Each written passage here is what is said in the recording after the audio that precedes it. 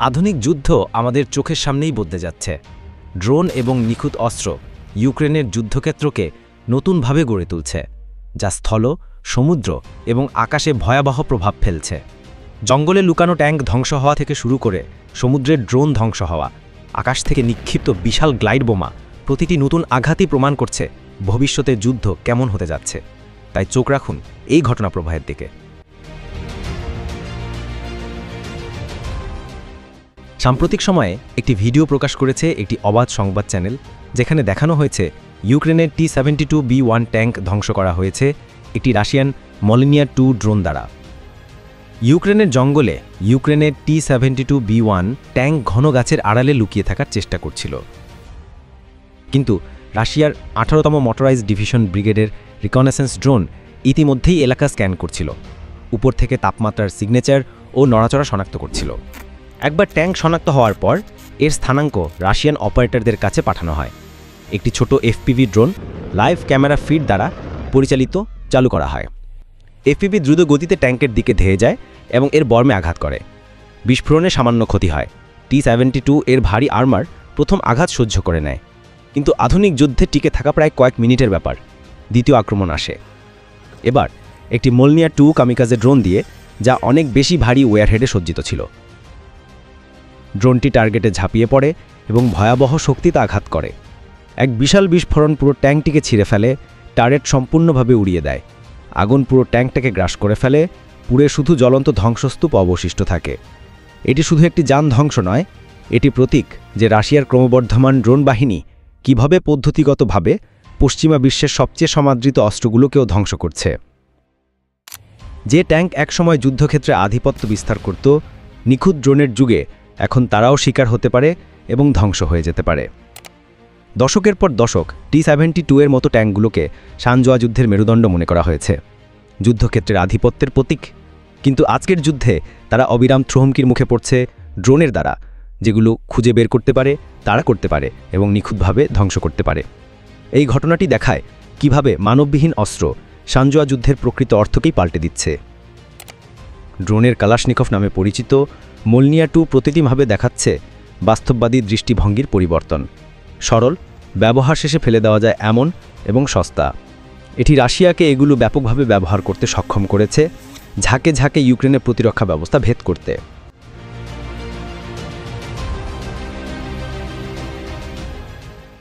যখন স্থলে ট্যাঙ্কগুলো অবরুদ্ধ, সমুদ্রে ইউক্রেন ব্যাপকভাবে নির্ভর করছে মানববিহীন নৌ ড্রোনের উপর।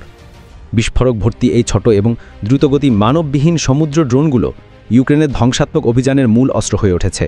ব্রিজ, বন্দর আক্রমণ করা, এমনকি রাশিয়ান যুদ্ধ জাহাজকেও হুমকির মুখে ফেলেছে। সাম্প্রতিক রাশিয়ান বাহিনী একটি ভিডিও প্রকাশ করেছে, যেখানে ইউক্রেনীয় নৌ ড্রোন ধ্বংস করার দাবি করা হয়েছে। একটি ইউক্রেনীয় নৌ ড্রোন দ্রুত গতিতে রাশিয়ান নৌ অবস্থানগুলোর দিকে এগোচ্ছিল। প্রথমে সেটিকে অ্যান্টি এয়ারক্রাফট অ্যান্ড ড্রোন গান দিয়ে টার্গেট করা হয়, যা এদের ছিদ্র করে এবং এর গতি কমিয়ে দেয়। কিন্তু মিশন তখনও শেষ হয়নি। তখন রাশিয়া মোতায়েন করে তার অরায়ন কম্ব্যাট ড্রোন। মধ্যম উচ্চতার এই ইউএভি নৌ ড্রোনটিকে লক করে একটি নিখুঁত হামলা চালায়। আঘাতে পুরো ড্রোনটি বিশাল বিস্ফোরণে ছিঁড়ে ফেলে টুকরো টুকরো ধ্বংসাবশেষ পানিতে ছড়িয়ে পড়ে।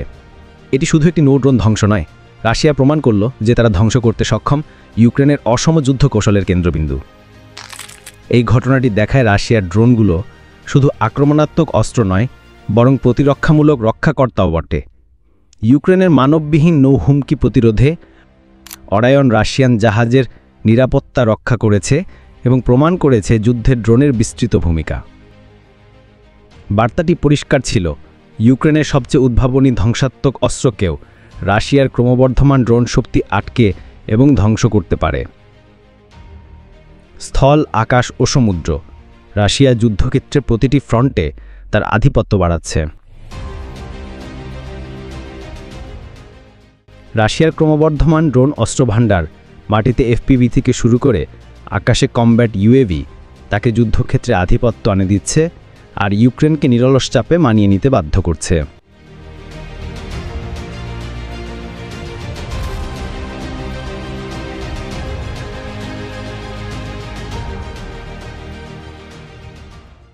স্থলে রাশিয়া ব্যবহার করছে তার সবচেয়ে ধ্বংসাত্মক আকাশাস্ত্রগুলো। দিমিত্রভ বা মিরনগ্রাদ নামেও পরিচিত এলাকায় রাশিয়ান বাহিনী টার্গেট করে এবং ধ্বংস করে ইউক্রেনের 25তম পৃথক আক্রমণ ব্যাটালিয়নের একটি অস্থায়ী পদাবস্থান। এই হামলা চালানো হয় একটি Su-34 ফাইটার বোম্বার দ্বারা, যা সজ্জিত ছিল রাশিয়ার সবচেয়ে ভারী নির্দেশিত অস্ত্রগুলোর একটা সাথে। FB-3000 বোমা UMPK গ্লাইড কিট দ্বারা সজ্জিত। নিক্ষেপের পর বিশাল 3000 কিলোগ্রামের বোমাটি তার ডানা মেলে স্থানাঙ্কের দিকে গ্লাইড করে। UMPK কিট এটিকে কয়েক ডজন কিলোমিটার ভ্রমণ করতে সক্ষম করে, ফলে Su-34 ইউক্রেনের বিমান প্রতিরক্ষা ব্যবস্থার বাইরে থেকেই আঘাত হানতে পারে। কয়েক সেকেন্ড পর বোমাটি টার্গেটে আঘাত করে। বিস্ফোরণের ব্যাসার্ধ ছিল বিপুল। বিস্ফোরণটি মোতায়েন স্থানটিকে উড়িয়ে দেয়, পুরো বসতি কেঁপে ওঠে। দূর থেকেও পরিবেশ ভীষণভাবে কেঁপে ওঠে, যেন ঝড় আঘাত এনেছে। FB-3000 শুধু একটি অস্ত্র নয়, বরং যুদ্ধক্ষেত্রে আধিপত্যের হাতিয়ার। এর ধ্বংসাত্মক শক্তি তৈরি করা হয়েছে একটা আঘাতেই শক্তিশালী দুর্গ, বাংকার এবং সৈন্য প্রতিবাধানকে নিচ্ছিন্ন করতে। UMPK গাইডেন্স কিট দিয়ে রাশিয়া একটা পুরনো সোভিয়েত বোমাকে আধুনিক নিখুঁত গ্লাইড অস্ত্রে পরিণত করেছে, ভয়ঙ্কর, সঠিক এবং প্রায় অপ্রতিরোধ্য। যুদ্ধে এর ক্রমবর্ধমান ভূমিকা ভয়ঙ্কর। রাশিয়ান বাহিনী এখন এটি ব্যবহার করছে পুরো ন্যাটো সরবরাহকৃত গুদাম এবং বহু $মিলিয়ন অস্ত্রভাণ্ডার ইউক্রেনের ভেতরে ধ্বংস করার জন্য। Su-34 এর সামর্থ্যের সাথে মিলিয়ে, যা ফ্রন্টলাইনের বাইরে থেকেও এই বোমা ছুটতে পারে, রাশিয়া প্রায় শাস্তিমুক্তভাবে বিপুল অগ্নিশক্তি চালানোর একটি উপায় খুঁজে পেয়েছে।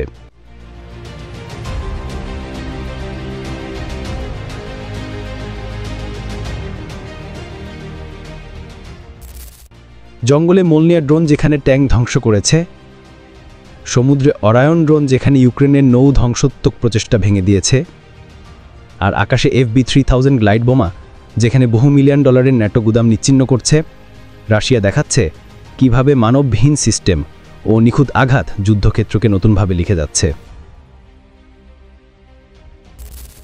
এই যুদ্ধ আর শুধু সৈন্য সংখ্যা আর ট্যাঙ্কের নয়, এটি ড্রোন, নিখুঁত বোমা ও প্রযুক্তির যুদ্ধ।